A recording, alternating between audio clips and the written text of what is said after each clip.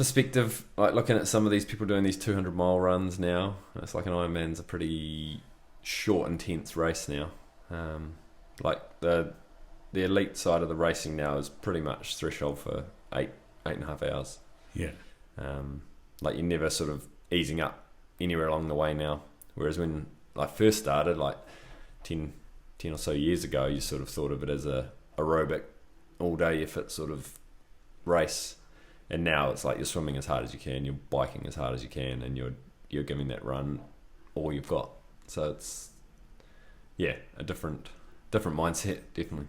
So when you say threshold, you're trying to hold a pace for that time? You're pacing it? Yeah, definitely pacing it, but it's more of an internal pacing. I mean, there's power meters and there's watches and that sort of thing, but I think when it comes down to it, you know when you're going over what you can hold. Okay, like you're on the bike and you're like, okay, I may need to do this just for a little bit to bridge a gap or to hold a certain power for a time, but deep down you're like, okay, this is too much or this is not quite enough. You can pick it up a bit.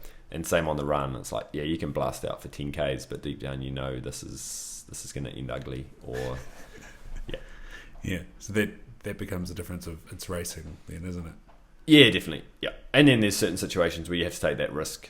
It's like there's guys going up the road and it's like if you don't have a go on the bike now, it's like they're going to be gone and then that's the day done.